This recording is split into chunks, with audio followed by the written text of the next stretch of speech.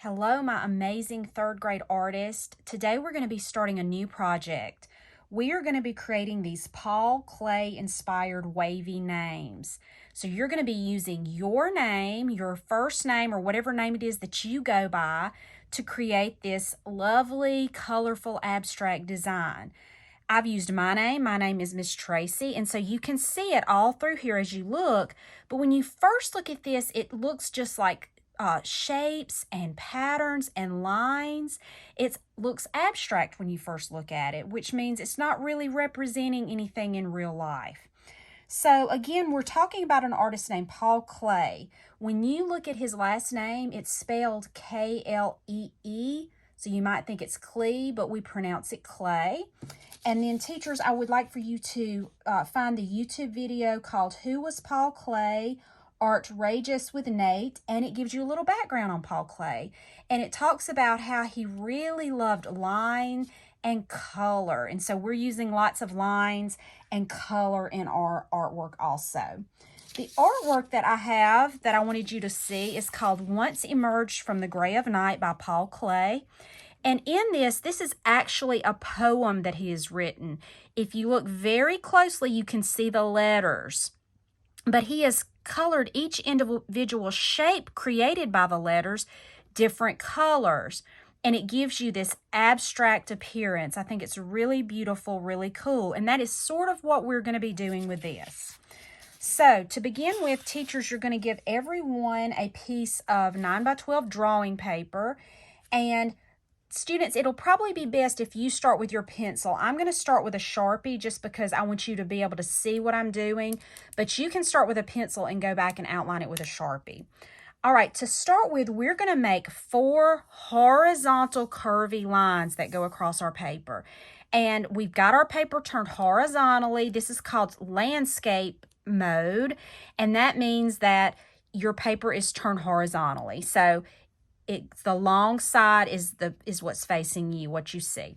All right, so we're going to start near the top. The best way to kind of do this is take maybe about 3 fingers, 3 or 4, depending on how big your hands are. I'm going to use 4. And so I'm going to start at the top, and then I'm going to put a curvy line that starts here. Don't make it just crazy curvy, just a gentle curvy line that goes all the way across. I'm going to do this again. Kind of a different one. I'm going to do this one more time here. Don't make them all the same. Make them a little different. And then one here at the bottom. Okay, so we've got our 4 curvy lines, and then you're going to start writing your name.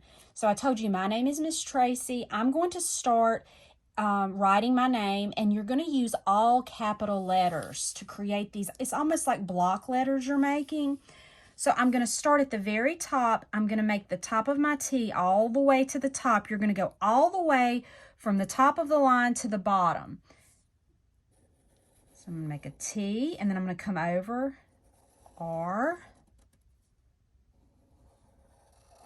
You're trying to make these shapes that you will later color in. So I'm using lines, but do you see how I'm creating shapes doing that?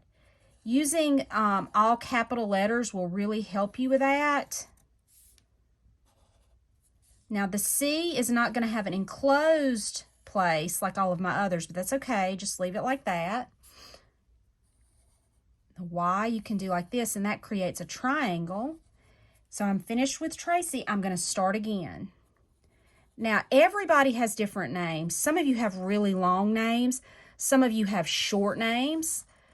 So you may be able to fit more than one on here, as you see I'm doing. I may run out of room, though, and that's okay. You see I'm running out of my room on this one. I wrote a little bit smaller on this one, so I was able to get 2, but it's fine if you run out of room. And then you can just start back up down here. I'm going to continue with my C and my Y. And do you see how I am touching the top line and then the bottom line every time? I'm going to let my T, the top of my T, curve on that one.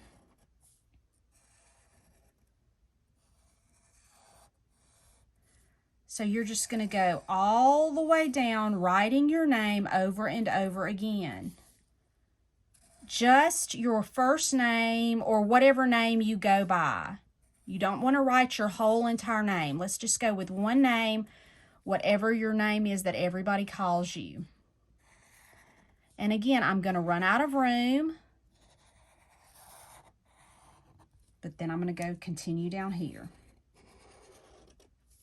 Okay, so I'm just going to stop there, and I would continue that all the way to the very, very bottom. This is your very end right here. Now it's time to color. So you really need to probably draw first with your pencil and then outline everything with a Sharpie. After you outline everything with a Sharpie, if you have drawn it with a pencil, go back with an eraser and erase right over everything and erase those pencil lines so they won't show through. That's very important. It will make your piece look neater, okay? So any pencil line showing through, just go with the right. You can erase right over that Sharpie and it'll erase all that away. Also, when you're drawing with a pencil, try to draw really lightly. It'll be much easier to erase and it won't show up later when we've got all our color. Okay, now's the time to add color. So I want you to see I'm adding color and pattern. So in some of these shapes, I've just added solid colors. In some of these shapes, I've used markers to do my solid colors, and then I used colored pencils. And then in some of these shapes, I've added patterns. Do you see how I've added these patterns? And when I've done my patterns, I just created a pattern and left the white background. And I really like that because I felt like it added contrast. I like the white showing. And another thing is we need to try to use balance. So I just kind of start by maybe making some polka dot patterns here, coming over here, spreading them out so all of your polka dot patterns aren't in one area. You want to create balance by making it even all over. So you see I have some green here. See, all of my green areas create balance.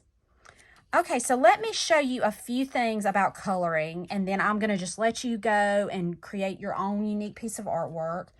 When you are coloring, let's start with markers. So I'm going to color in, I'm just going to pick a spot. I'm going to color in this area with my green marker. To make it look neat, it's very important. So I'm going to start by outlining my shape in green. And I've kind of turning the marker on the side a little bit, and it makes a thicker line. When we color with markers, with crayons, with colored pencils, or whatever, we're going to use the ladder method. And that's where you go across, and it's like we're going to go down the ladder. And then I'm going to come back over here. It's going to create a much neater looking piece with all of the marks that you're coloring going in the same direction. And I'm still kind of holding my marker on the side. It's creating bigger lines and I can get it colored faster. But outlining it first will kind of help you stay in that area. So you would use this method with colored pencils also. Use your ladder method. It will help your coloring look a lot neater. Okay? Then you can go in with some patterns. I'm just going to let you do that part. I used the markers because I felt like they created a better, neater looking pattern for me. And there's lots more patterns. I did zigzags, straight lines, polka dots. You come up with your own unique patterns. Just no writing. The only writing will be your name. So really try to do a neat job with these. Make these look really good, and then your teacher will send these back to me, and I will put them on Artsonia, and I will also be saving some possibly for the art show that we have in the spring. So really try to do a good job. And I cannot wait to see how these turn out, and I will see you next time. Bye.